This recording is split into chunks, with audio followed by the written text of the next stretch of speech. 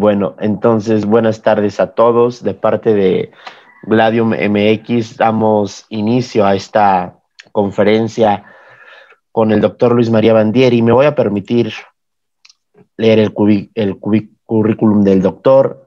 Nacido el 19 de diciembre de 1945 en la ciudad de Buenos Aires, casado con Jorgelina Fernández Calvo. Es abogado por la UBA, doctor en Ciencias Jurídicas por la Universidad Católica Argentina, profesor emérito por esta misma universidad, condecoración que obtuvo en 2018. Ha sido miembro del Consejo Académico de la Facultad de Derecho de la Universidad Católica Argentina, su área Derecho Político y Constitucional y métodos de composición de conflictos. También ha sido profesor invitado en las universidades de Orleans, en la Facultad de Derecho, Economía y Gestión, en la Universidad de Santiago de Compostela, de San Pablo de Arequipa, la Universidad de La Sabana en Colombia, la Universidad de Medellín y la Universidad de Manizales, estas dos últimas también en Colombia. En México ha sido invitado en la Universidad Jacobea, en la Universidad Católica de Montevideo, en Uruguay. Ha sido autor de numerosos libros de especialidad, como la formación plenaria del abogado, la mediación tópica, la matriz ius publicista, romano-latina, res pública, rudimentos de derecho político. Además ha publicado otros libros como Desenrollando el turbante, No se aflijan por mí y El gol de Dios. Huelga decir que tiene capítulos en más de 12 obras colectivas y numerosos artículos en El País y el exterior. El tema que tendremos el honor de escuchar esta tarde va a ser alrededor de la ideología de los derechos humanos y la contingencia por la pandemia de la COVID-19. Sin más, le cedo la palabra, doctor. Bueno, muchas gracias. Les agradezco a todos ustedes. Agradezco esta invitación. ¿Me están escuchando bien? Sí, se le escucha bien. ¿Sí? Ah, perfecto. Bueno, entonces el tema es, por un lado, esta prácticamente visión religiosa, casi cuasi religiosa de los derechos humanos y de la justicia constitucional, que vendría a ser su arcángel custodio, y por otro lado, ¿qué impacto ha tenido sobre esto la emergencia del COVID-19? Es decir, hay una especie de religión civil de la era posmoderna, la religión de los derechos fundamentales. Acá de derechos fundamentales lo tomo sin mayores precisiones y en el sentido más lato, incluyendo derechos humanos, derechos subjetivos fundamentales y similares, ¿no? Bueno, entonces, ¿cuál es el impacto de la emergencia del COVID-19? Partamos de los derechos fundamentales, derechos humanos. Derechos fundamentales. Esto fue un simple catecismo de los futuros ciudadanos, allá en sus principios, la Declaración de los Derechos del Hombre y del Ciudadano de la Asamblea Francesa. Ahora se ha transformado en un evangelio y asume fuerza de dogma. La sacralización implícita de las declaraciones que los contienen y de las sentencias que los expanden plantea la paradoja de la existencia de una nueva forma religiosa que escapa en principio a todo debate público en un mundo que se precia de laicidad. Con la debida prudencia y parsimonia, entonces, insoslayables cuando se trata de conceptos cuasi religiosos, vamos a enhebrar algunas reflexiones al respecto. Recuerdo siempre al profesor Francisco Puy de la Universidad de Santiago de Compostela que decía, bueno, aquel que oficia de abogado del diablo puede ser considerado como el mismo diablo por aquellos que tienden a reaccionar contra las malas noticias apedreando al mensajero que se las trae. Bueno, voy a correr ese riesgo. Los derechos, en clave de derechos fundamentales, de mi derecho, esto es, de derechos que se poseen congénita y originariamente antes de cualquier relación con otros o con las cosas, con carácter de indisponibles, inalienables, imprescriptibles, inviolables, etc., se han convertido, una vez desligados de la idea de naturaleza humana, y voy acá a citar dos opiniones, una de una jurista italiana, Ana Pintore, que pertenece a la corriente neoconstitucionalista, pero dice estos son instrumentos insaciables, devoradores. Otra es una jurista francesa vinculada a la filosofía del derecho, Guayal Fabre, que dice, bueno, se ha producido una inflación, una proliferación desvalorizadora, una pletorización que crea un vacío donde el concepto de derecho se disuelve en un movimiento incontrolado de reivindicaciones sin fin. Además, fíjense que sobre esto hay una metáfora que se aplica, que es la de las generaciones, derechos de primera, segunda, tercera generación. Esto lo creó un checo, Karel Basak, en 1977. Él tenía que dar una conferencia, no tenía tema, miró, estaba en París, miró por la ventana de su albergue y vio libertad, igualdad, fraternidad. Y pensó, bueno, primera, segunda, tercera generación. Y la generación tiende a la proliferación indefinida, a un proceso expansivo sin límites a la vista. Fíjense, tenemos los derechos de los animales no humanos. Aquí en la Argentina, una sentencia, que fue un leading case, el caso Sandra, una orangutana a la cual se le otorgó personalidad jurídica. Los derechos de la naturaleza están consagrados en la Constitución ecuatoriana, la Constitución de Montecristi.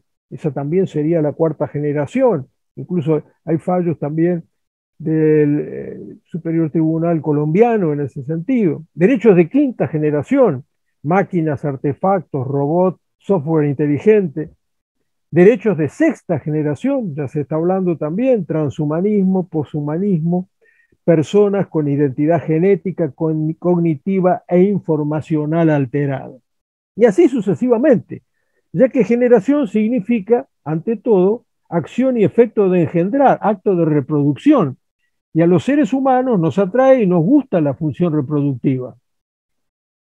El Tribunal Constitucional alemán, hace ya unos cuantos años, hizo dos expresiones que tuvieron una gran fortuna: el efecto de irradiación de los derechos humanos y su expansión horizontal por efectividad frente a terceros. Entonces, los derechos humanos explícitamente reconocidos, los implícitos y aquellos que van a ser desenvueltos en el incesante despliegue del activismo judicial, deben ser además gozados ya a través de su pleno acceso y ejercicio por toda persona humana. El Estado constitucional posmoderno se rige a través de la trama de tratados y convenciones internacionales, decisión de los estados continentales, Corte Europea de Derechos Humanos, Tribunal Europeo de Derechos Humanos, Corte Interamericana de Derechos Humanos, y de los tribunales constitucionales y Corte Suprema, y se rige por una constitución que ya no es la constitución de cada estado, sino es una constitución que Kant, en un trabajo de vejez que se llamó sobre las condiciones de la paz perpetua, llamó constitución cosmopolítica, constitución en que pone al individuo ciudadano del mundo, el Weltbürger, frente al Estado y para los estados para hacer su reclamo.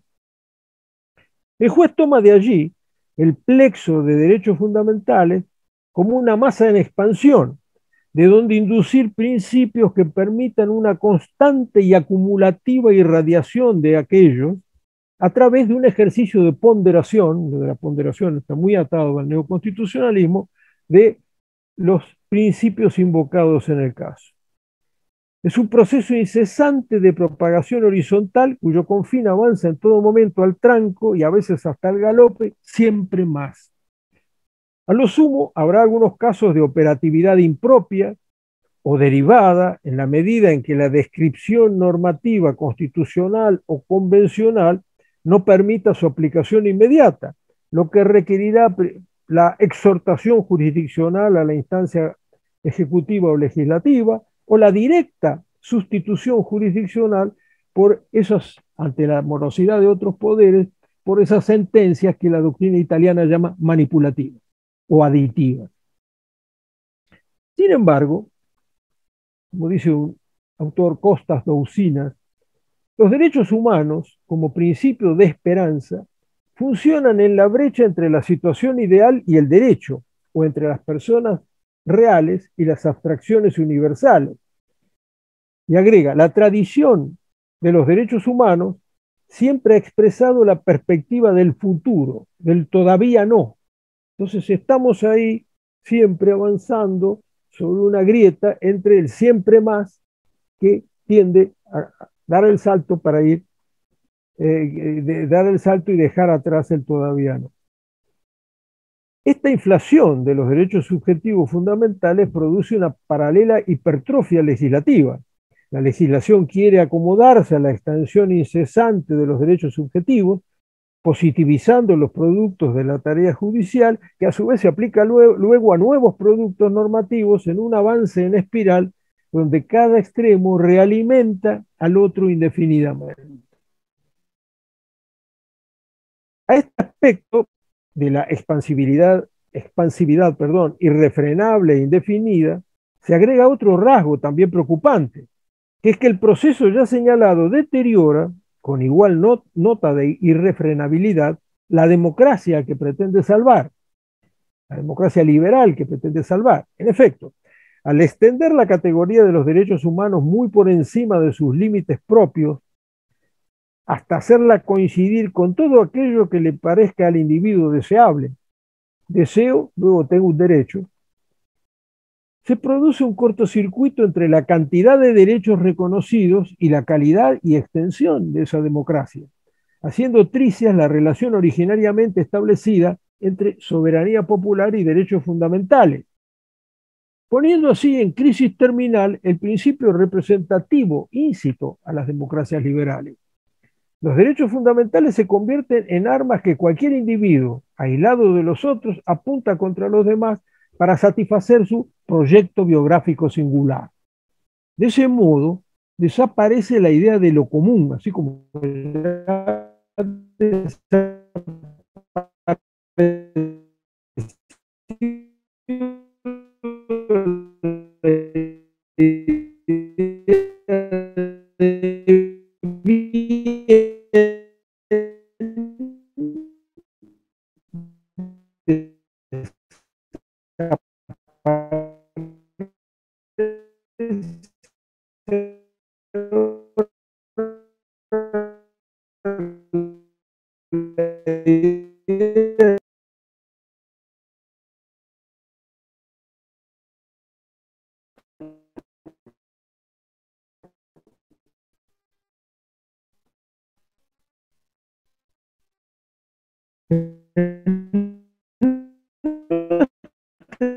época y monótonamente una metafísica de la subjetividad inmediata que reduce el bien a lo valioso para mí, la verdad es a lo que para mí es mi verdad, lo justo exclusivamente a mi derecho.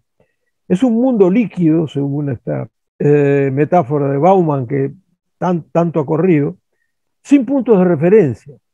Lo que queda es un individuo transeúnte y solitario cuya identidad resulta de su propia voluntad.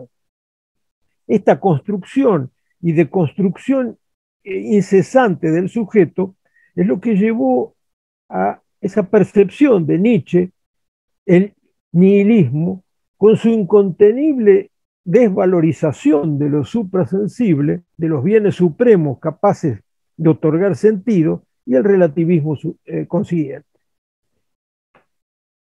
Por eso la vida jurídica transcurre por el cauce de los derechos, derechos subjetivos, facultades, potestades, prerrogativas, en suma, acerca de mi derecho. El núcleo de lo jurídico hoy podría resumirse en el derecho a tener derechos sin necesidad del derecho que escribíamos antes con mayúscula, del derecho objetivo.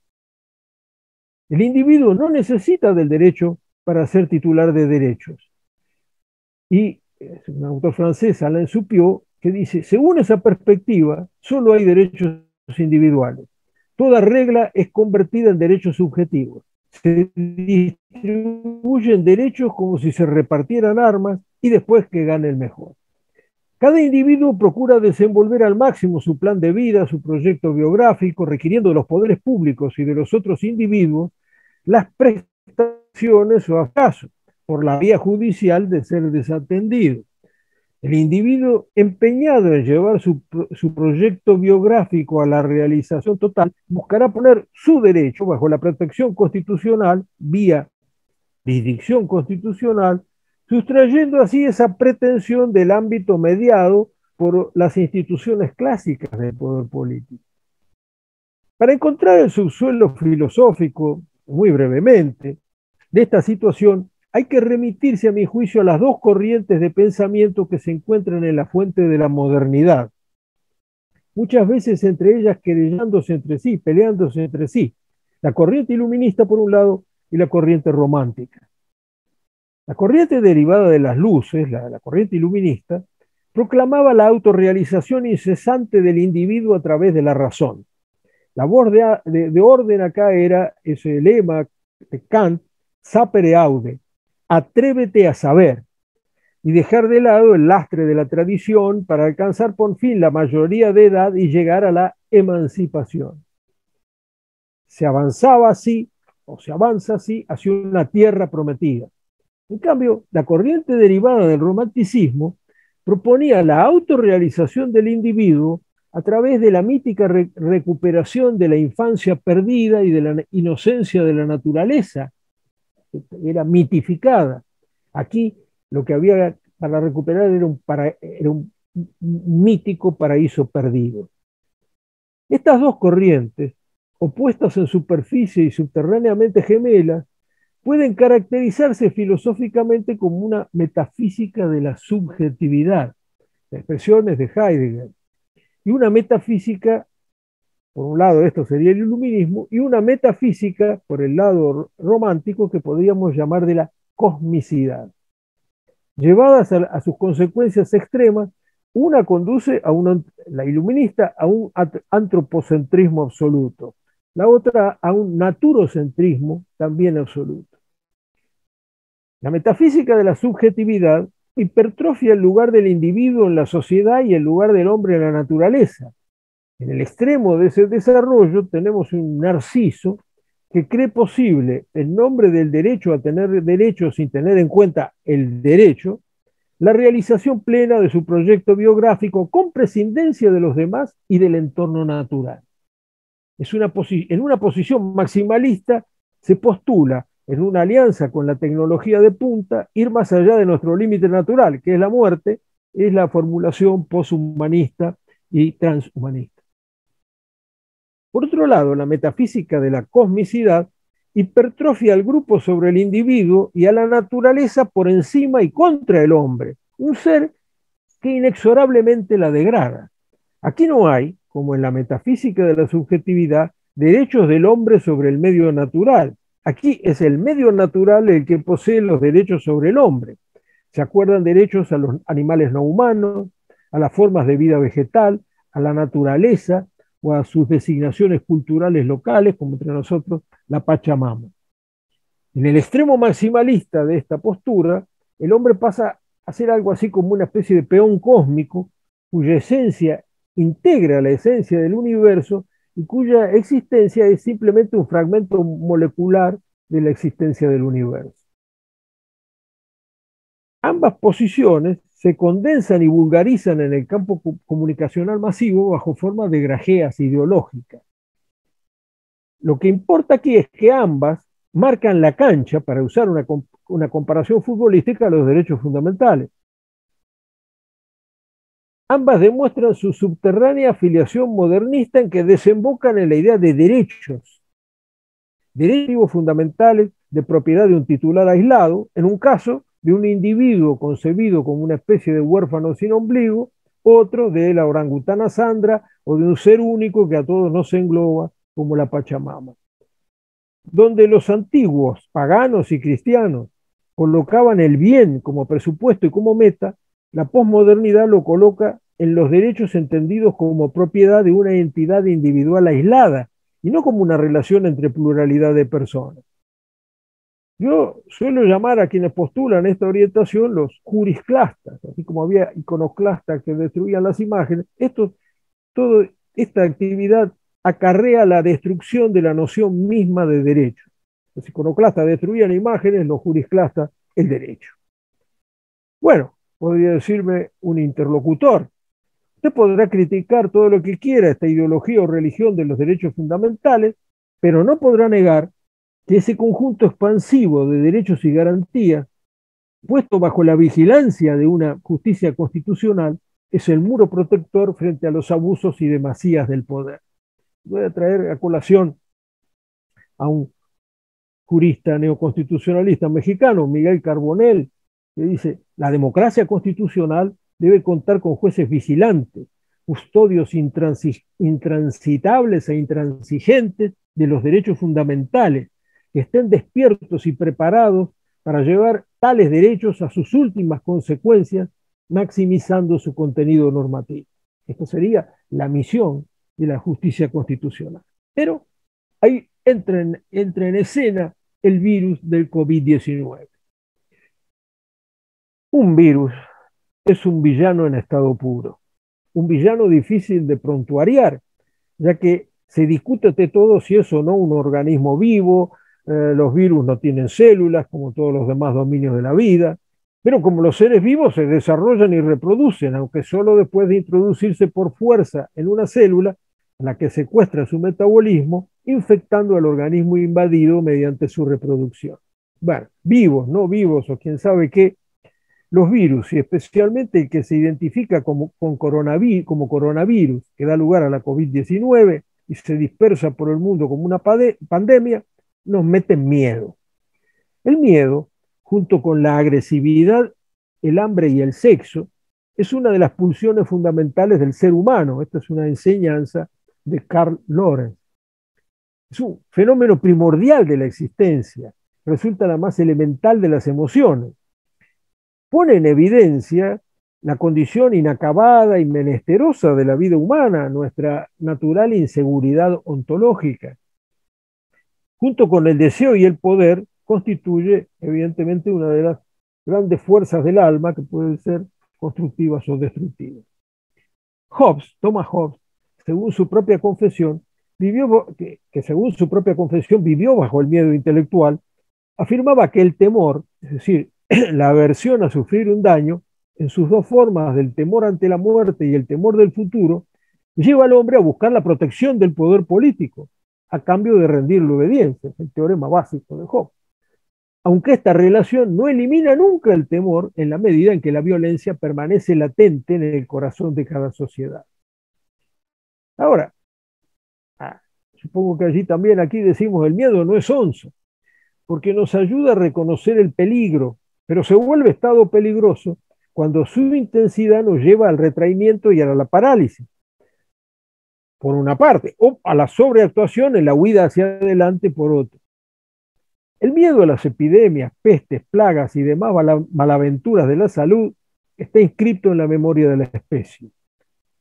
El miedo se agrava porque en esos casos el causante y transmisor es invisible, lo que suele dar lugar al fenómeno colectivo de buscar chivos expiatorios con rostro humano a quienes atribuirle la responsabilidad de la propagación del mal. Un filósofo que falleció en 1993, Hans Jonas, un filósofo alemán cercano a Hannah Arendt, escribió una heurística de su descubrimiento de las fuentes, métodos de descubrimiento de las fuentes. Sería un descubrimiento del miedo. Ante el avance de la tecnociencia sobre la naturaleza y los temores que ello produce, hay que abstenerse de intervenir sobre ella. Y como esto no puede obtenerse por medios democráticos, decía Jonas, él propone un gobierno de un conjunto selecto de sabios cuya legitimidad lo otorgaría el filósofo, en última instancia el propio Jonas. Y notemos que antes de la pandemia, también el miedo se había difundido respecto de otra plaga, el cambio climático. No soy un escéptico respecto de esto, pero el discurso dominante sobre el cambio de clima resulta más preocupante que el cambio de clima mismo.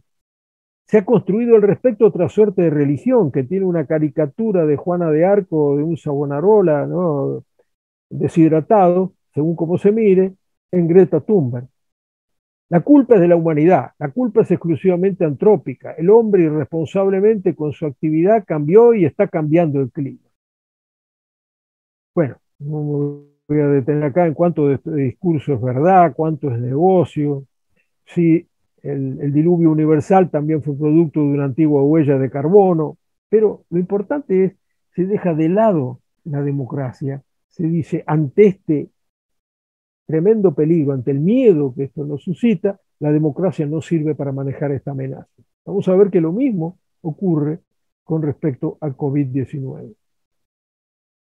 A falta de poder echarle la culpa a alguien del COVID-19, los gobernantes intentan tarde ponerse al frente de una guerra al virus, que naturalmente está ganando el virus, inmune a los discursos y a las campañas de marketing, muy capaz de trasponer barreras y fronteras y de presentar múltiples mutaciones y variantes.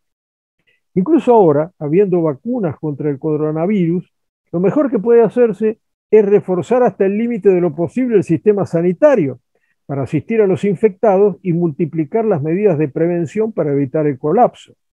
En otras palabras, reducir los daños, mientras se espera, de acuerdo con la experiencia acumulada, que la curva de la enfermedad llegue a su máximo, se amesete y luego decrezca, como siempre ha ocurrido con las pestes.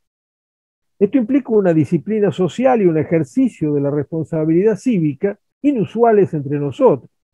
Pero aquí funciona otra vez aquello de que el miedo no es onzo y todos, en la medida de lo posible, comenzamos a contribuir a la obtención de un bien común, la salud pública, ¿no? Salud en el doble sentido de salud y de salvación. Los gobiernos, el argentino incluido, ejercen, y excediéndose en eso, ejercen mandatos de cuarentena, aislamiento obligatorio, internación forzosa y otras compulsiones necesarias. Y ahí creen ejercer su aparente soberanía. Soberano es el que decide sobre el estado de excepción. Y no cabe duda que el COVID-19 plantea un estado de excepción casi planetario. Pero eso que decía Carl Schmitt, soberano es el que decide sobre el estado de excepción, acá se muestra que el soberano no es ni el presidente, ni el rey, ni el primer ministro. Es un extraño caso de excepción sin soberano, o si se prefiere, la que se manifiesta soberana en el caso de la naturaleza, que ha dado lugar a la nueva manifestación viral detrás de la cual corren los conductores políticos y todos nosotros corremos a la saga. Lo que nos dice la experiencia del fenómeno pandémico es que la soberana entonces resulta esta denostada y aún negada naturaleza, por un lado, o a veces caricaturizado, como en el caso de Greta. Si todo nuestro empeño está puesto en aplanar la curva natural de la peste y atenuar sus daños, la metáfora de la guerra, fíjense que la Organización Mundial de la Salud ha calificado al coronavirus como enemigo de la humanidad, resulta erróneo, pues se trata de una contienda perdida de antemano. Nuestros gobernantes, pues, no habrían debido ni deberían sobreactuarse como mariscales de los ejércitos de la humanidad, sino aceptar la más modesta, ineludible y por eso mismo noble misión de reducir las bajas, socorrer a los enfermos, proveer a los necesitados. En ocasión de un artículo que escribí hace un tiempo, recordé aquello de Octavio Paz que retrataba al Estado mexicano con los rasgos de un ogro filantrópico, y no solo el Estado mexicano, sino un ogro filantrópico, fue un ser mitad humano y mitad monstruo que gusta presentarse como omnipotente. A la vez, pretende que se piense que ama a sus súbditos sin pedirle nada a cambio. Todo lo que reparte, que no es de él, ha sacado previamente al resto, debe entenderse resultado de su filantropía y solo cabe desde el llano darle las gracias por lo recibido. Los gobernantes con la pandemia aspiran a convertirse en ogros terapéuticos. Los únicos proclaman que pueden torcerle el brazo al enemigo invisible de la plaga, minimizar sus efectos y asegurar a sus tributarios los cuidados de la salud, el pan y el cobijo, hasta que llegue el día en que el coronavirus sea solo un recuerdo. Los ogros de todos los tiempos y latitudes han suplementado sus ordenanzas, donde la voluntad surte el efecto de razón, con el parecer de expertos. Hasta hace muy poco fueron los economistas, luego los climatólogos, ahora son los médicos, los infectólogos y los investigadores en cuestiones de salud. Está muy bien poner este resalto en quienes se afirman en la brecha de la práctica y arriesgan sus vidas, además de transmitir su experiencia. Pero aquí el ogro ve la oportunidad de apoyarse en los pilares de la ciencia. Y se nos presenta la ciencia como sinfónica, es decir, como una voz acorde y unánime que sustenta los edictos del logro. Pero la ciencia no es sinfónica, es polifónica, con muchas voces diferentes y simultáneas, y hasta cacofónica muchas veces, como vemos a diario cuando escuchamos las opiniones de expertos. Está bien que así sea, de última, porque la ciencia es un tejido incesante, una especie de tela de Penélope hecha de hipótesis y refutaciones. Pero el político que se apoya en la ciencia, esto es, en una hipótesis de ella que erige en axioma, puede llevarnos a un desastre cuando no a una tragedia. Vivimos con el ogro bajo una forma política transformada, perdón, bajo una política transformada en terapia. Una terapia política que puede llevarnos a la sala de terapia intensiva. Esta situación excepcional dio lugar en la Argentina, me voy a referir a mi país, que no creo tan, a lo que pasó en mi país, que no creo tan, y pasa, ¿no? Que no creo tan diferente de lo ocurrido en otros países, dio lugar a una retahíla de disposiciones de emergencia bajo el formato de decretos de necesidad y urgencia. Nuestra Constitución dice, bajo ningún concepto, bajo pena de nulidad y absoluta e insanable, podrá el Ejecutivo emitir disposiciones de carácter legislativo. Pero, sentado este principio, viene la excepción. Cuando circunstancias excepcionales hicieran imposible seguir los trámites ordinarios, entonces puede dictar estos decretos. Bueno, como suele ocurrir, lo excepcional se convierte en rutina. Y hemos tenido, y seguimos teniendo, una catarata de DNU al ritmo de la expansión del virus y los progresivos efectos de esto sobre la vida nacional. Desde el punto de vista jurídico, se advierte que quedan afectados por decreto derechos fundamentales: entrar y salir por el territorio, ejercer toda industria lícita, exigir el cumplimiento de cláusulas contractuales vigentes, percibir ingresos esperados, el acceso a la agencia judicial, ya que prácticamente no funcionó durante mucho tiempo y ahora funciona a un cuarto de máquina. Y en el proceso, este proceso irradiante de este ejercicio de poder de policía por decreto, poco a poco nuevos derechos y garantías van siendo alcanzados. El fundamento es la excepción. Y acá la máxima ciceroniana era salus populi suprema lex esto, la salvación o salud del pueblo debe ser la suprema ley. La anomalía de la situación excepcional exige dejar de lado momentáneamente la norma estable para garantizar el restablecimiento del orden institucional quebrantado por esa situación y facilitar la vuelta futura a la normalidad. Esto lo supo siempre el derecho y también la política, desde la institución de la dictadura en la República Romana como magistratura extraordinaria y temporalmente limitado para ejercer el poder frente al caso excepcional supeditada al control del Senado. Tanto aquella magistratura extraordinaria romana, a la que Cicerón llamaba Magister Populi, maestra del pueblo, como sus sucesivas manifestaciones, como ocurre en la Argentina con el estado de sitio contemplado en la Constitución, resultan derogaciones de la normalidad prevista jurídicamente. La situación excepcional, en cambio, es siempre imprevisible, tanto jurídica como políticamente, surgiendo espontáneamente del curso de las cosas. Pero estos instrumentos de declaración del estado de excepción, como por ejemplo el estado de sitio, no fueron declarados en nuestro país. Se omite esa declaración. Con los mismos instrumentos de la situación normal, se pretende manejar la excepcionalidad tomando de facto los, digamos, las atribuciones del estado de necesidad, del estado de excepción.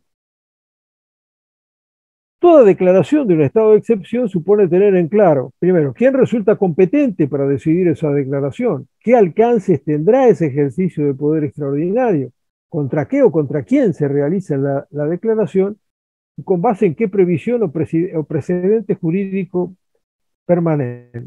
Pero entre nosotros se gobierna por DNU sin haberse declarado el estado de excepción, aludiéndose a la emergencia, ejerciéndose, como decía, de facto los poderes extraordinarios de la excepción.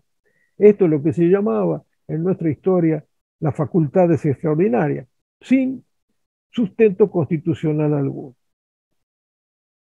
Y así como dijimos que se debe contemplar quién debe declararla, qué alcance tendrá, con base en que el contra quién también es muy importante. Los gobiernos nos han presentado las medidas preventivas como una guerra contra un enemigo invisible. Ya dijimos que esta metáfora es inexacta y riesgosa, porque la guerra requiere un enemigo y que ese enemigo sea visible, es decir, con la entidad humana. Y el virus no lo es. No podemos, no hace política, ignora las ideologías, se resiste a los encasillamientos y no profesa ni sirve religión alguna. No podríamos atribuirle un serio finalidad moral. El coronavirus no se preocupa mucho por quienes dicen que no lo merecíamos y de quienes, por otro lado, afirman que bien merecido lo teníamos. Ni nuestras virtudes ni nuestros vicios lo han acarreado. Librar contra él una guerra es absurdo, salvo que aceptemos que es una guerra perdida de antemano. Es comprensible que los gobernantes, obligados a una sobreactuación que a veces parece una huida hacia adelante, no puedan anunciar públicamente la verdad. Esto es, que están corriendo detrás del virus. Pero, mientras tanto, la metáfora de la guerra se desliza necesariamente hacia figuras humanas, y aquí reside un peligro inmenso. La justicia constitucional en mi país, en ninguno de los casos, dio la respuesta esperada. Aceptó la legislación por DNU y el cercenamiento de las libertades y derechos fundamentales por causa de la emergencia, pese a no haberse declarado el estado de excepción. A mí no se me escapan las presiones a que puede estar sometido un juez constitucional en el caso en que actúe con libertad íntima e independencia práctica, que no siempre, lamentablemente, es el caso. Máxime en decisiones donde se le opone la disyuntiva de aceptar la demasía de poder o cargarle los muertos que puedan producirse por ponerle coto. Estoy hablando incluso de un mensaje enviado por una alta personalidad política vinculada al poder a la Corte Suprema de Justicia. Un tribunal constitucional es un tribunal que decide sobre materia política y nunca se da más intensamente el carácter político de la decisión que cuando se trata de un caso excepcional. Esto indica que camina sobre el borde de un despeñadero, pero bueno, es el precio a pagar por tal dignidad. En todo caso, la enseñanza que se nos deja es la debilidad de la justicia constitucional, cuando aún conserva independencia y no está directamente sometida al poderoso, para hacer frente al caso de excepción y las eventuales demasías de poder en tal situación. Yo recuerdo que acá cuando el debate sobre el aborto se decía que la mujer es dueña de su cuerpo. Ahora comprobamos que nuestro cuerpo, lo comprobarán también las mujeres, no es siempre nuestro, ya que el bicho coronado reclama su cuota. Aseguraban que nada era superior a la dignidad humana en clave kantiana. El hombre es un fin en sí mismo, nunca un medio para otro fin. Y ante la cara de hereje de la necesidad comenzaron a separar a los que estamos por razones de edad, de más, a los que sobramos, y decir quién merece y quién no merece una cama hospitalaria si el caso llega, una moral utilitarista y bentemiana que nunca se había ido de todo. Voceaban que todos tenemos el derecho a tener derechos extensibles al infinito sin necesidad del derecho, y ahora no nos dejan salir de casa, caminar por la calle, tomar un cafecito en la esquina, llevar a los chicos a la escuela, con el mismo discurso de antes en nombre del estado de excepción, que sin embargo no ha sido institucionalmente declarado. Los profetas del globalismo anunciaban un mundo unificado, sin puertas ni muros, cruzado de puentes y animados por John Lennon cantando Imagine. Ahora pusieron caras de serios y nos dicen, bueno, cerremos las fronteras nacionales, provinciales, municipales, fronteras nacionales, límites provinciales y municipales, y recluyámonos en casita, en familia. También oímos hablar de una nueva era, de una nueva normalidad, de un Great Reset, de un gran reinicio, expresión surgida del primer ministro de Canadá, Justin Trudeau. Antonio Gutiérrez, secretario general de la ONU y antes presidente de la Internacional Socialista, habla de un nuevo contrato social para una nueva era. El gran reinicio ha sido retomado este año en el foro de Davos. Todo ello puede llevar a pensar en una vasta conspiración universal manejada por un grupo de superiores desconocidos para imponer una gobernanza global. Incluso se asigna a esta gran conjura el origen del virus que da lugar al COVID-19. Conspiraciones, conjuras, complots, los ha habido, hay y habrá siempre. Pero suponer uno planetario infalible me parece no solo erróneo, sino ante todo desalentador, descorazonador y destinado a recortar las alas de cualquier tipo de acción o búsqueda intelectual, personal o grupal, destinada a retrasar o impedir en lo posible el avance del ánomo, de lo anómico en nuestro mundo actual. Por otro lado, esta gran conjura es un poco chambona porque nos la están contando cuando lo propio de un complot es el secreto. Esto sin perjuicio de advertir que el miedo que difunde la pandemia se convierte en un gran instrumento para gobernar en nombre de la salvación pública, sin sujetarse a controles o contrapoderes. Como así también que las barreras que el neoconstitucionalismo posmoderno creía muros infranqueables de la ciudad se desmoronan como cartón pintado. En nuestra época, a falta de otros ideales o de ideologías convocantes, ha prevalecido la ideología o bioideología de la salud, una institución burocrática que no ha dejado error por cometer. La Organización Mundial de la Salud la define como un estado completo de bienestar físico, mental y social. Bueno, estamos todos enfermos y acá conseguir esto es casi imposible. Invierte la ciencia y arte médico, que consiste en luchar contra la enfermedad, transformarlo en una protección de la salud.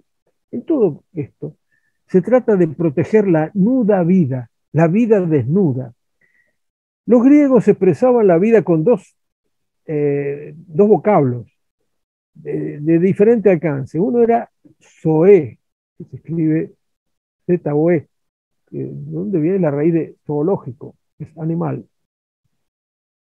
El horizonte de la supervivencia, autoconservación y resistencia ante la muerte, la vida animal, cuyo ámbito es eloico o eloicos, la caza, o el ámbito alrededor de la guarida del animal no humano. La otra expresión, por un lado tenemos zoe, la otra expresión es bios, la vida que tiene forma, vida inteligente que resulta específicamente humana, que tiene en lo político, en la polis, su campo de realización. Michel Foucault utilizó el término biopolítica para referirse a un fenómeno que no solo rompe con la concepción de la política según Aristóteles o Maquiavelo, sino también con la política ideológica de los siglos XIX y XX. Según Foucault, el poder se hizo cargo de la vida como zoé, de la vida, de la nuda vida, la vida desnuda, el horizonte animal, planteando una soberanía sobre la especie. Desaparece la idea o metáfora del animal político que perseguía en la polis, sede del bios, la vida buena. Ahora el ser humano es un animal en la política dirigida a la especie y a su vida. En tanto simple, y por lo tanto su vida, en tanto simple ser vivo, está en cuestión. Emerge el biopoder, control poblacional, aborto, control demográfico, aborto, eutanasia, etc. Y un bioderecho consecuente.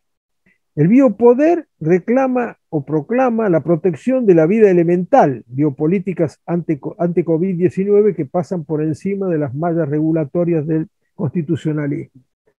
La pandemia es un asunto de la humanidad, de la especie, una especie de guerra a ganar a como dé lugar, armados de la vacuna. Tenemos que vacunar a todos los seres humanos de la Tierra, dijo Michelle Bachelet, expresidente de Chile, en el homenaje de la Logia de Chile a la Declaración Universal de los Derechos Humanos. Y aquí surgen los problemas, porque no estamos preparados para este enfoque, para este gran reinicio. Nuestra ignorancia es abisal. Creíamos saberlo todo, casi todo. Los especialistas no cesan de contradecirse los unos con los otros, recomendando un día lo que denigraron el día anterior. No tenemos el futuro bajo mínimo control, cuando esa era nuestra creencia. Una civilización de normas, controles, protocolos. Ello nos daba certeza, seguridades. Ahora vivimos la incertidumbre de un futuro ansiógeno que crea ansiedad. Lo que habría que hacer es nuevo para nosotros. Estamos en una situación excepcional propiamente dicha, sin soberano patente y sin horizonte de normalización, salvo esta nueva normalidad que algunos anuncian sin definirla. No tenemos aún los instrumentos mentales, éticos, espirituales para responder a la situación.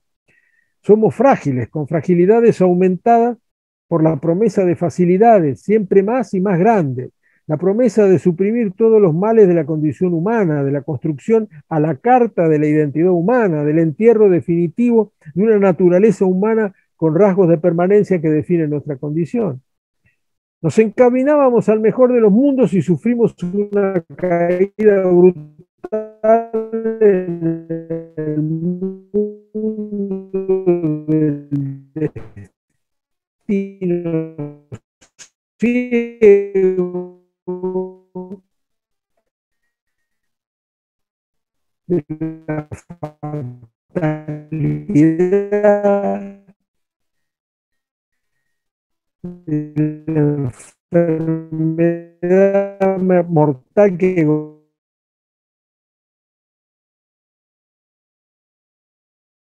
libros, jurisclastas que con cara de piedra día a día queman lo que adoraron y adoran lo que ayer quemaron. Mientras tanto, nos anuncian que nuestra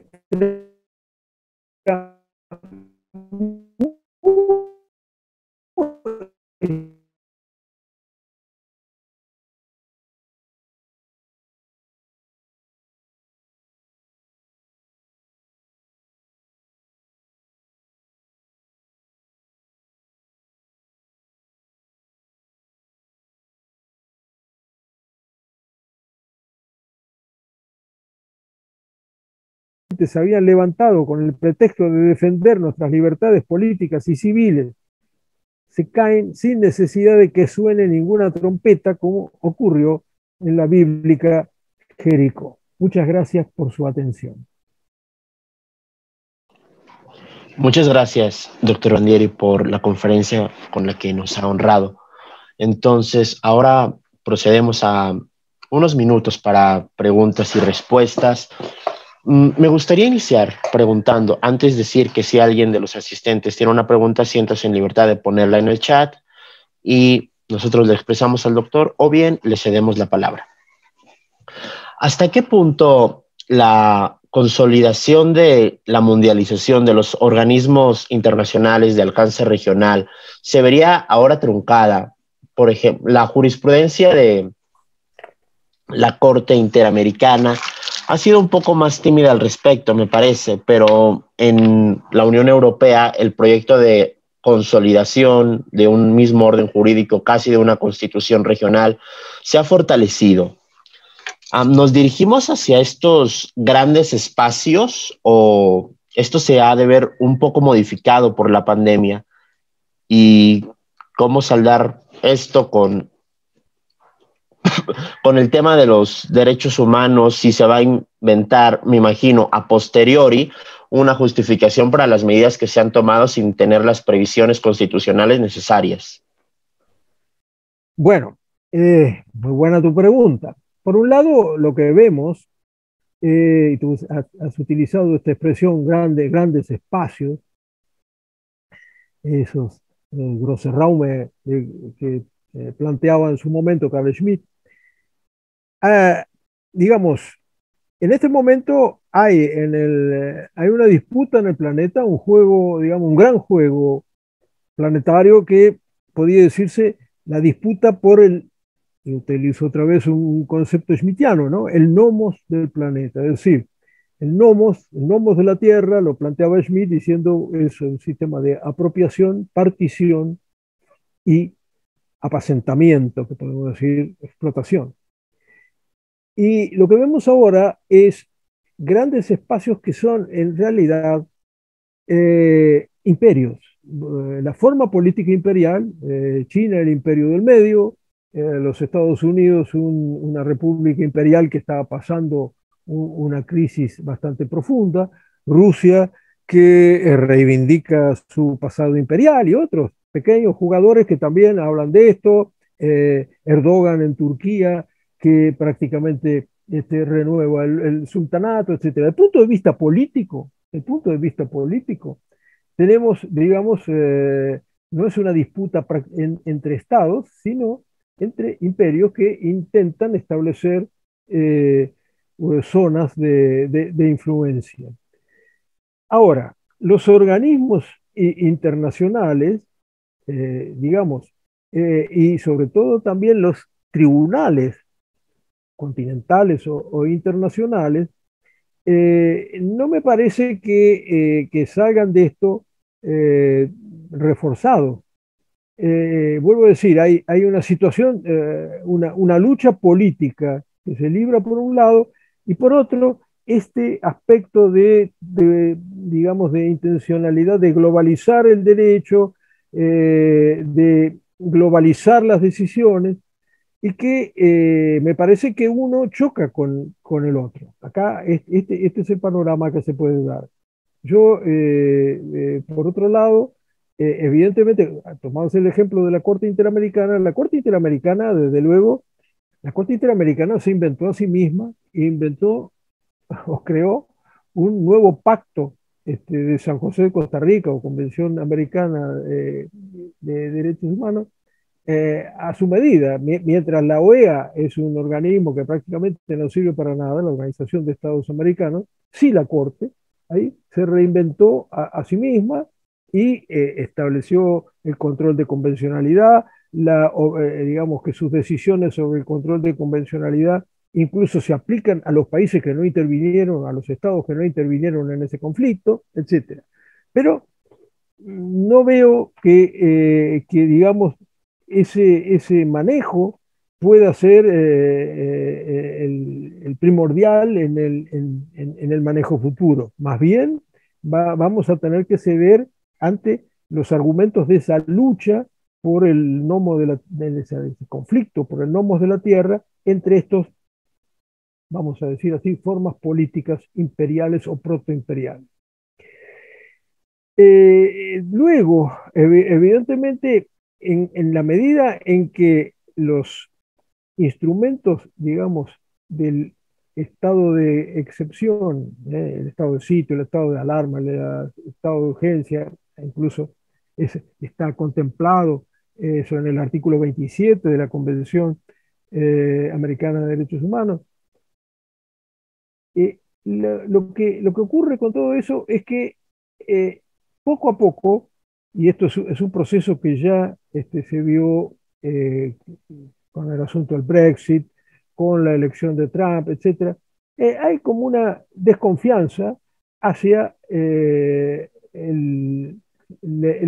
sistema democrático de elección, que implantado por la propia idea de la democracia constitucional, porque si la democracia constitucional puede establecer quién, qué, qué puede decidir el pueblo. Evidentemente, el viejo dogma de la soberanía popular no existe más. Un soberano que tiene por encima un tribunal contramayoritario que le dice que sobre esto puedes decidir y sobre esto no puedes decidir, evidentemente, así hay una contradicción que es bastante grave. No sé si he logrado responder a tu pregunta. Sí, doctor, muchas gracias. Um, si alguien tuviera una pregunta, de nuevo puede ponerla en el chat y la expresamos al doctor o le cedemos la palabra.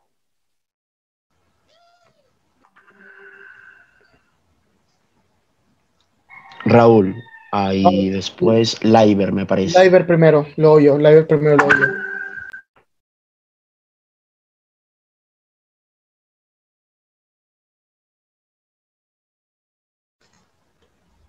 No te escuchas, Laiber. Sí. Creo que se ha arreglado su micrófono. Si quieres puedes escribir la pregunta en el chat porque no te escuchas. Mientras, Sí, Raúl, creo que Doc, podría seguir. tengo una pregunta sencilla y una un poquito más compleja. Voy a empezar con la sencilla para ver por dónde voy a llevar la segunda pregunta. Usted habló un poco de estos, de Trump, del Brexit, etcétera. En todo el mundo se están dando estos movimientos que han denominado populistas, ¿no? ¿Cuál es el diagnóstico que usted da? Porque, bueno, en lo personal, me da la impresión que son muestras de la crisis del discurso liberal que había comenzado a dominar, sobre todo con la visión de Fukuyama, ¿no? ¿Qué tan cierto es lo que se dice de ellos, la demonización, qué hay detrás de todo esto? Sería mi primera pregunta. Bueno, evidentemente el discurso de Fukuyama sobre el fin de la historia, digamos, su particular aplicación de Hegel, eh, digamos, ha sido refutado por la realidad. El asunto es, digamos, es posible eh, un, un gobierno mundial, es posible en realidad una, una gobernanza global del planeta. Eh, Parecería que no. Hay una idea de que en realidad un universo político no funciona porque ahí desaparecería además el elemento básico, presupuesto de la política, que es el conflicto. Sería como la idea de que allí desaparecería, sería un estado casi paradisíaco, una especie de nuevos cielos y nueva tierra que descenderían sobre el mundo. Esto no cabe que funcione porque mientras haya historia, habrá política.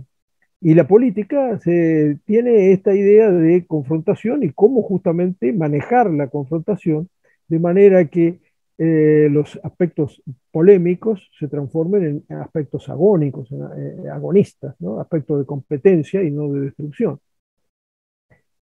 Entonces, sí lo que se nota es ese resurgimiento de estas, vamos a decir así, nuevas formas, nueva forma política, es una forma política que viene del fondo de la historia, ¿no? La forma política imperial.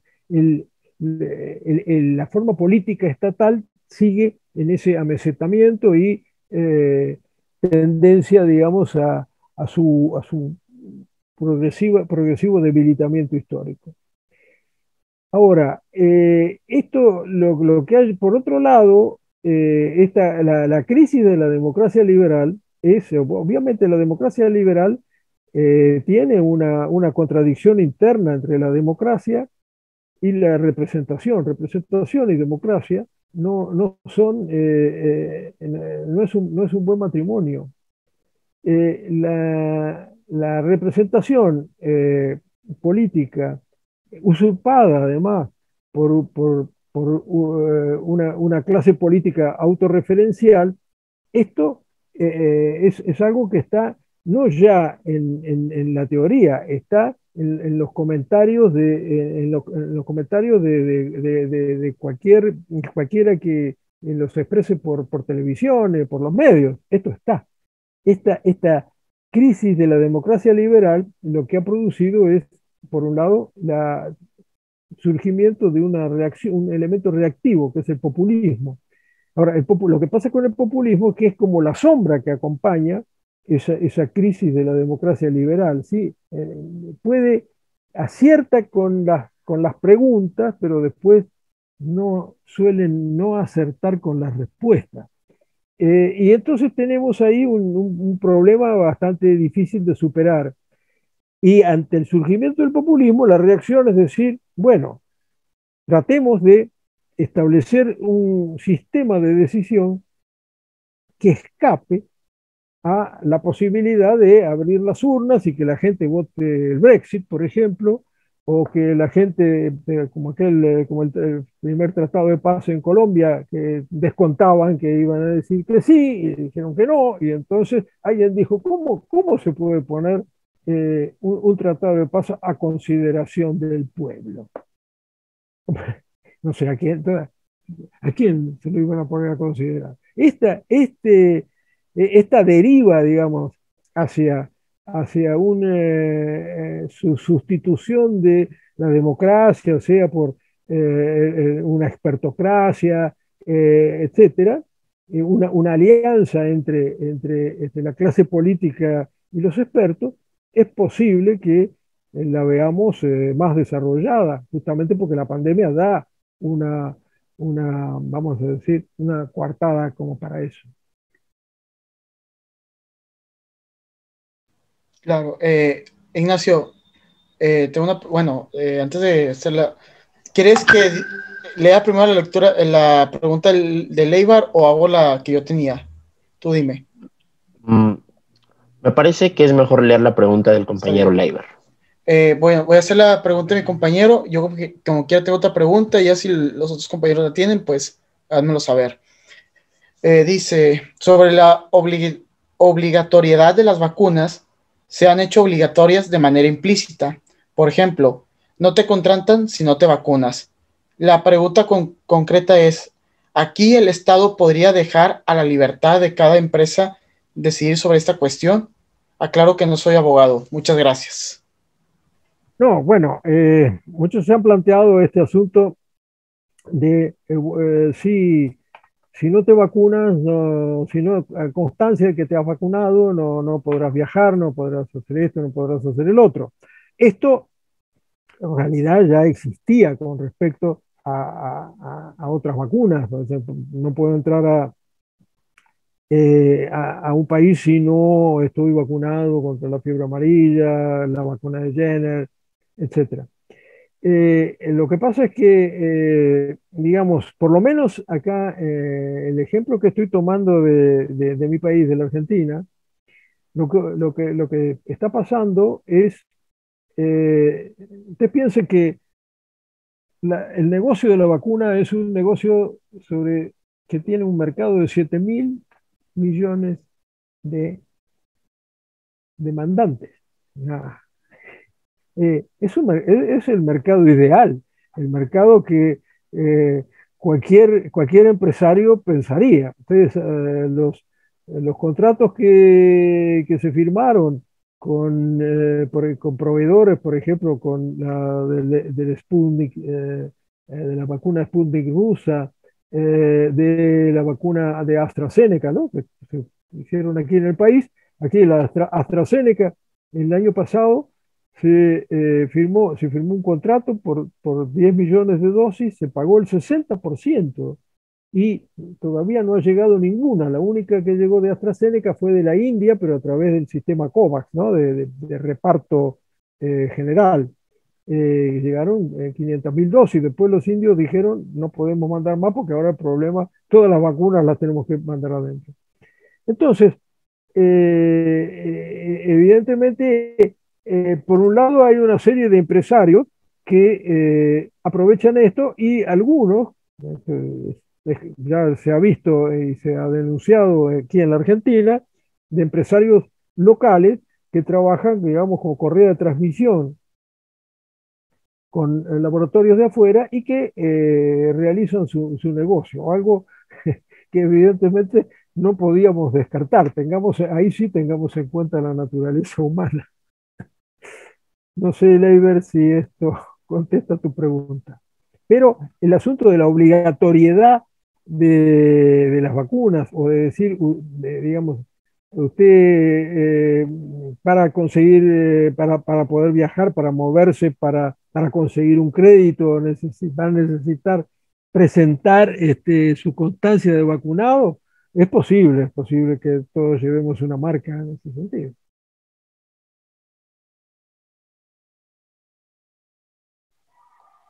Muchas gracias, doctor. Raúl, tenías otra pregunta, creo. Sí, pero si alguien tiene otra,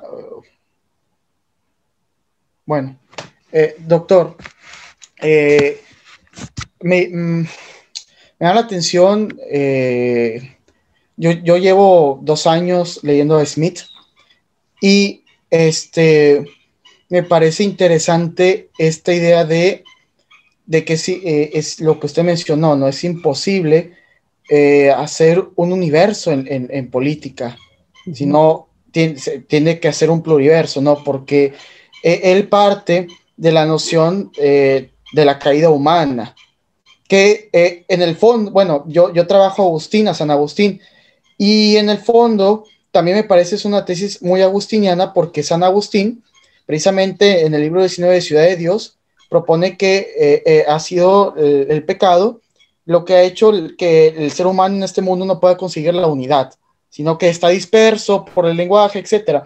Yo hago este énfasis porque usted ha de conocer muy bien, mucho mejor que yo y que nosotros, la discusión que tuvo con ese teólogo, Eric Peterson.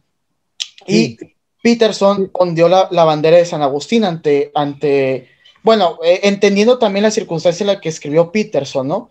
Que en el Reich y todo esto, ¿no? Donde es imposible hacer una teología política, ¿no? Porque él saca esta idea del escatón. Eh, y se ondea mucho la bandera de Agustín, ¿no? Con Peterson, inclusive las tesis de Maritain, todos ellos tienen detrás a Peterson, ¿no? Eh, pero y a Smith se le cataloga en los círculos católicos como este ideólogo que no es ad hoc con el catolicismo, todo ello, ¿no? O sea, pero uno ve nuestra época donde siente que, bueno, yo como católico, y yo quiero ya saber su opinión, ¿no? Donde ve, por ejemplo, que la iglesia ha abandonado ese sentido de autoridad, ¿no? Lo ha abandonado, y pues obviamente porque ya la mayoría no son cristianos, etcétera. Y pareciera que la iglesia ha querido ser algo como una iglesia mística, totalmente mística, desencarnada, etcétera. Y es un poco a lo que Smith mande, es que levantó la mano. no, no, no, no, no, no. Es algo a lo que Smith le trata de refutar a Peterson, porque dice, es que una teología pura es imposible. Tiene que estar, inclusive tiene que estar ensuciada, ¿no? Por el mundo. No, Eh, bueno, Perdón, dígame.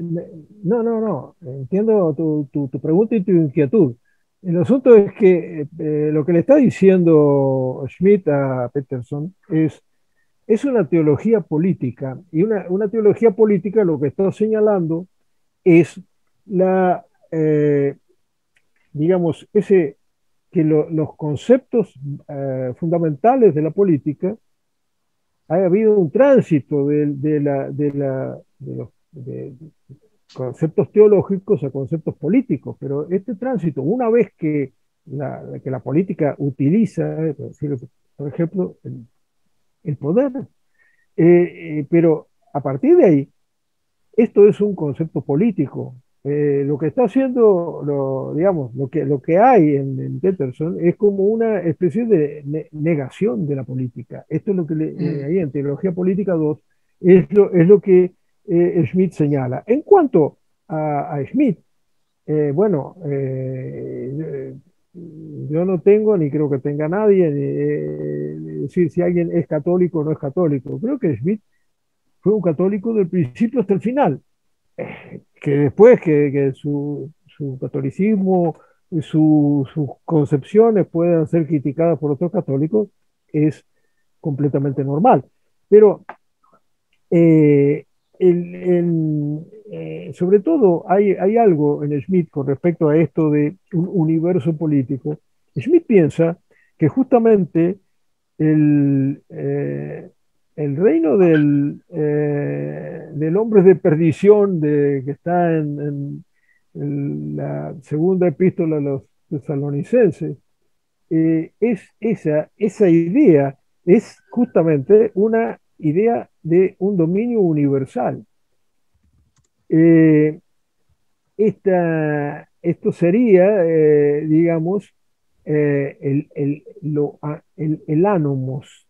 Ánomos no solo es la falta de ley, sino incluso en algunos textos del Nuevo Testamento está usado como sinónimo de pecado. Este ánomos, esta situación, frente al ánomos hay que luchar por el nomos. Ujú. Y esa lucha tiene, toma de esta segunda epístola de San Pablo a los tesalonicenses, esa idea de catejon, de obstáculo. Lo que se puede hacer es poner un obstáculo. Ese obstáculo finalmente va a ser, puede ser y será superado. Pero digamos, de lo que señala, lo que la teología, más aún la filosofía de la historia cristiana que Schmidt plantea es nuestra misión y ahí pone un gran, digamos, peso en la misión incluso del jurista. Dice, bueno, es tratar de actuar como un catejón como un obstáculo frente a lo anómico. Ese evidentemente es un tema muy interesante que nos llevaría mucho tiempo, pero que evidentemente es uno de los aspectos más ricos y más atractivos del pensamiento de Carl Schmitt. Claro, sí, y aclarado esto, mi pregunta iba también dirigida a, a lo siguiente, ¿no? Porque eh, con respecto a la crisis de Occidente, por ejemplo, un pensador español como Dalmacio Negro, no sé si usted lo conoce, yo creo que sí. Sí, sí, sí, sí. Dalmacio Negro siempre insiste que la crisis de Occidente es la crisis de la iglesia, ¿no? Este, como autoridad, ¿no? Como lo que dice a dónde ir, o sea, qué es lo bueno, etcétera. Este,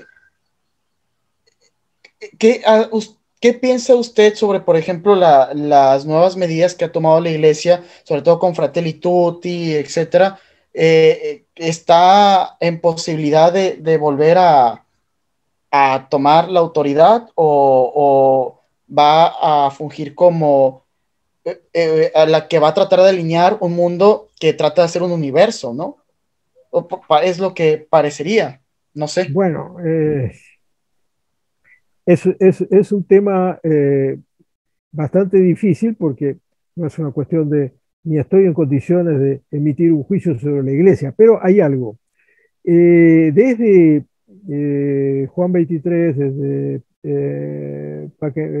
Mater Magistra y Pacem Terris en adelante, en todos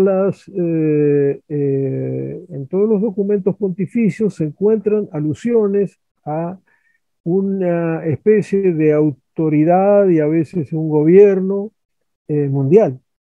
Eh, eh, digamos, me parece que la objeción de Schmitt frente a eso es bastante válida, sobre todo porque hablar de un bien común, un bien común un bien común para poder justamente llevarlo a cabo requiere una autoridad, requiere un poder, distingamos, no poder de autoridad, un poder, un poder instituido.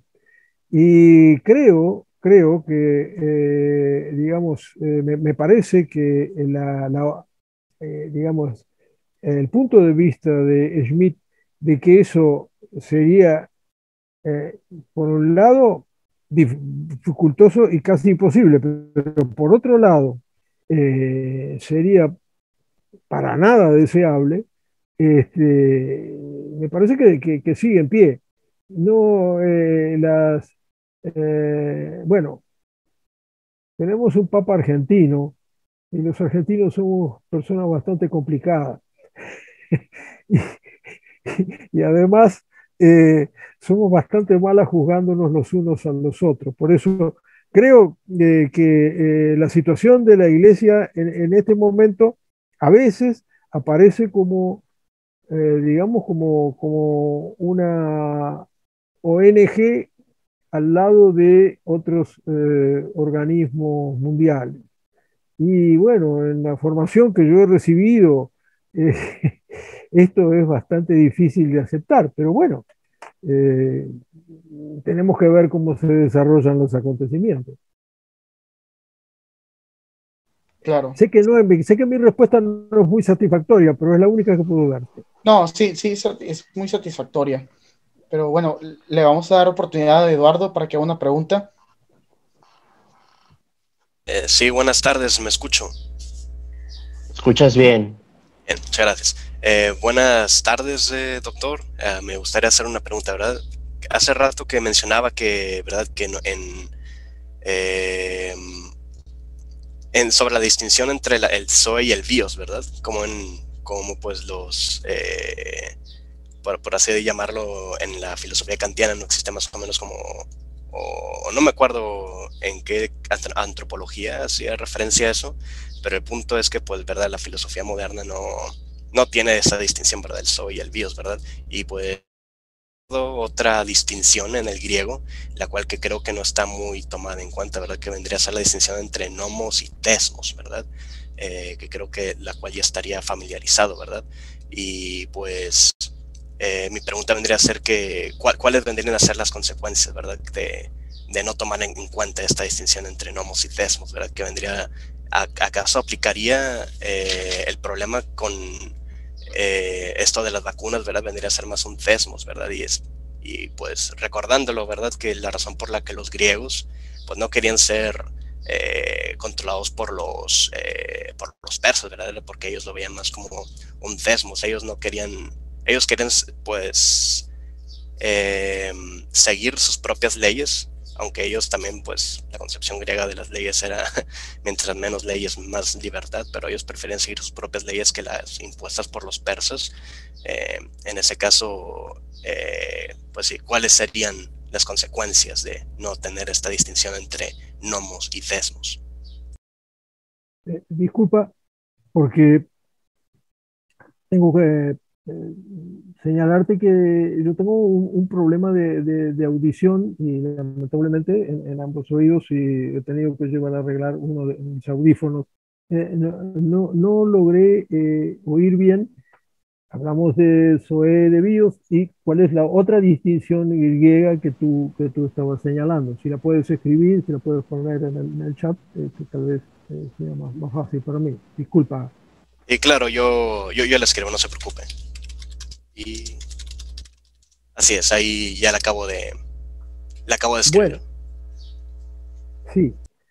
Eh, eh, la, la, la distinción eh, de, en cuanto al Zoé y Bios es importante en cuanto que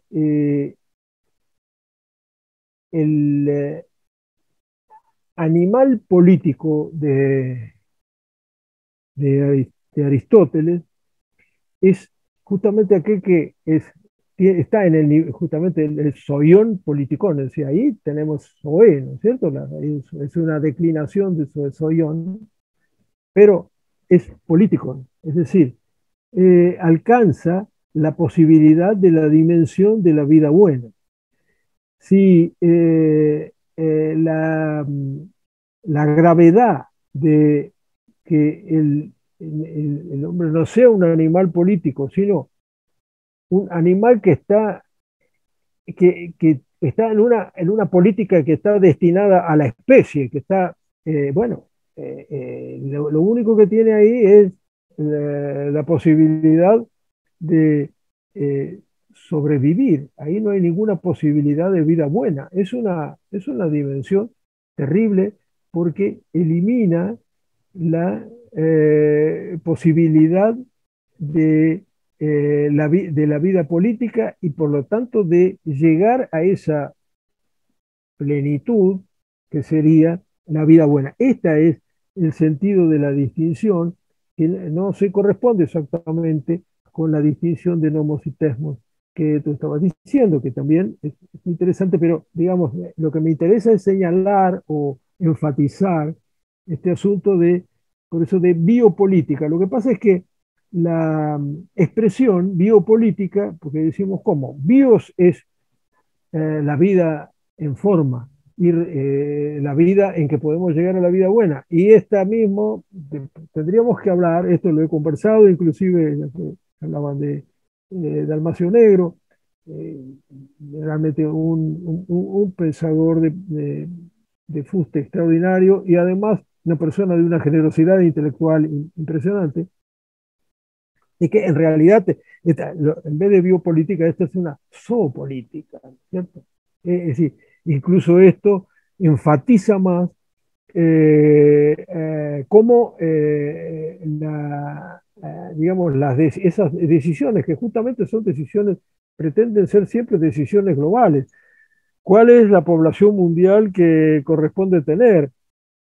¿Quiénes tienen que, digamos, cerrar la puerta de entrada con el aborto y acelerar la puerta de salida con la eutanasia? Bueno, estas decisiones, que después se nos presentan como consensos universales, o fabrican una idea de consenso universal, son terribles porque en realidad ahí hay una eliminación de esa dimensión política que, digamos, que conocimos incluso dentro de las ideologías extremas y profundamente erradas en los siglos XIX y XX.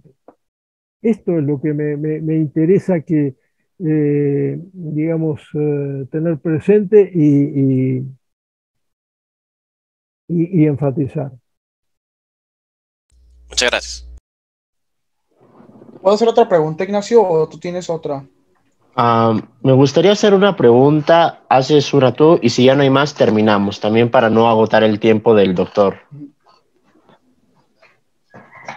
Ok, yo me preguntaba, cuando hablaba de que estos modernos derechos humanos y la manera en la que actúan los operadores jurídicos son como jurisclastas, esto implica una destrucción del antiguo concepto de derecho, que era bidireccional. A cada derecho corresponde una obligación, era el lazo que se teje entre dos hombres, que es el ius.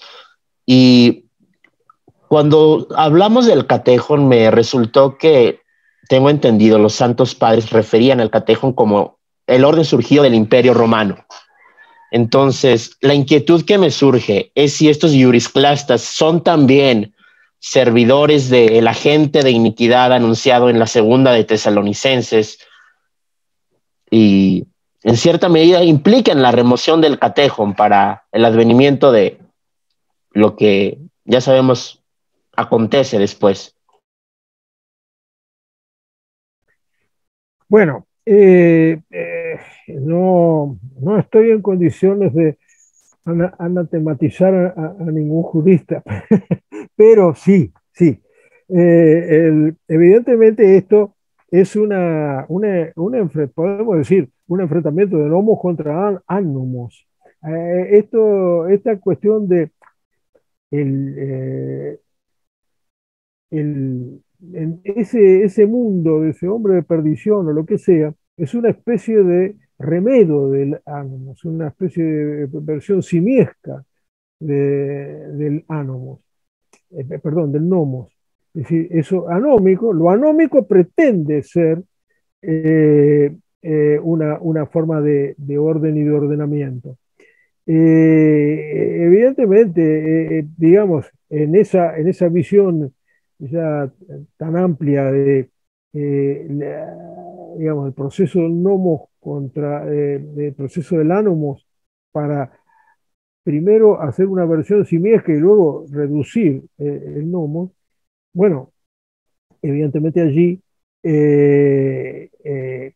creo que la tradición jurídica, la tradición del ius, tradición de cual todos los que cultivamos el derecho somos digamos, tributarios de una tradición de 2600 años y que de repente hay como un corte en esto y una destrucción del concepto de jus y sobre todo de, además, no solo el derecho y la contrapartida que es la obligación, sino además la idea misma de la prevalencia o, si ustedes quieren, la que hemos querido construir sociedades sobre la base de que cada uno construya su proyecto biográfico a través de llevar a sus deseos convertidos en derecho al máximo. Bueno, esto es como querer hacer una pirámide con bolas de billar. Las, las, este, en realidad las grandes construcciones se han hecho a partir de una idea primordial de deberes. Esta es la cuestión. Creo que hay una pensadora mística, si ustedes quieren, francesa, que fue Simone Weil, que tiene un libro que se llama El arraigo, o fue traducido acá El arraigo, o como raíces del existir, en donde ella no era jurista, pero digamos, parte, está trabajando para el general de Gaulle en Londres durante la guerra, le dicen, bueno, hay que hacer una nueva constitución para Francia, partamos de una declaración de derechos. Y ella parte, en realidad, de una afirmación de los deberes, y es un pensamiento muy interesante. Pero coincido que evidentemente lo de los jurisclastas es bastante grave porque también se cuela, digamos, se reproducen a través de la enseñanza del derecho en las universidades. Es bastante preocupante. Muchas gracias, doctor. Y sí, es verdad. Al final termina por ser esa la formación o de formación profesional que uno recibe muchas veces en las cátedras de Derecho Constitucional, en Derecho Constitucional, vaya uno a ver. Entonces, Raúl, tenías una última pregunta y con esto terminamos. Doctor, me quedé pensando también en algo que usted dijo sobre si hubiera esta idea de universo político, no habría necesidad de política, y eso lo deja claro Smith. Hay un problema también, y Smith lo señala también, ¿no? Metafísico, de cómo también se concibe al hombre, ¿no? Por ejemplo, y eso también está el problema del mal, que Donoso Cortés también lo trata, y sabemos que una de las grandes influencias de Smith es Donoso Cortés, ¿no? ¿Dónde se pone el mal? Si en las estructuras o en el hombre, ¿no? Entonces, esta autoridad que da un orden, usualmente, por ejemplo, la iglesia o el Estado, tienen como primicia, o la iglesia tiene como primicia la idea del hombre caído, que necesita una redención, que necesita que lo guíen, y, por ejemplo, cómo inicia la armación del Estado en Hobbes, ¿no? Con la idea del hombre. Entonces, Smith señala también que por ejemplo, los anarquistas siempre parten de la idea del hombre bueno, ¿no? Del hombre totalmente bueno, que las estructuras lo hacen, etc. ¿Hasta qué punto, por ejemplo, las nuevas ideologías como, no sé, voy a decir nombres, el ecologismo, el feminismo, todos estos que parten con la idea de que lo que ha hecho la violencia son las estructuras, ¿no? de nuestra cultura. Hace poco escuché una feminista, con el perdón, pero se me hizo así muy raro, que dijo, es que si no existiera el patriarcado, las guerras terminarían, no existirían guerras, y, o sea, ahora pareciera que también la noción de derechos está ahí, ¿no? Con un hombre, vamos a decirlo con este término, totalmente anarquista, ¿no?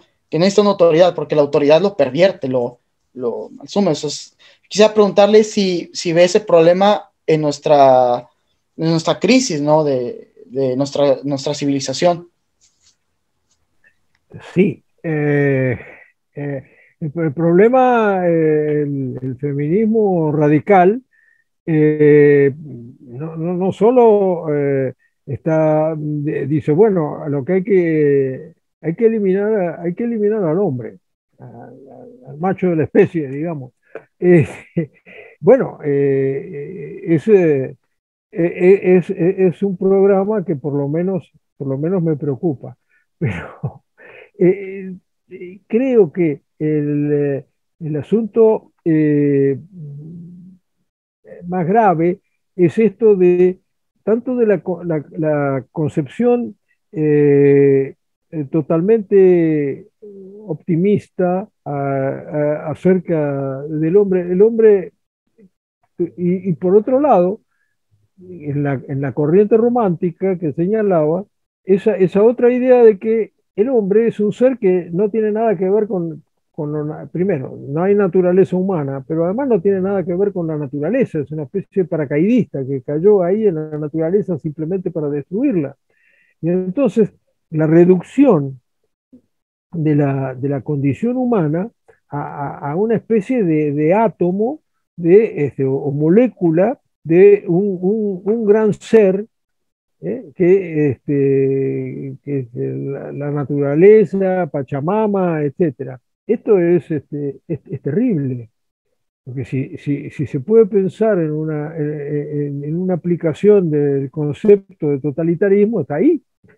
Desaparecer, desapareceríamos todos dentro de una gran entidad universal, planetaria. Y seríamos los peones de ese planeta y de esa entidad universal, de esa GEA, ¿no? GEA.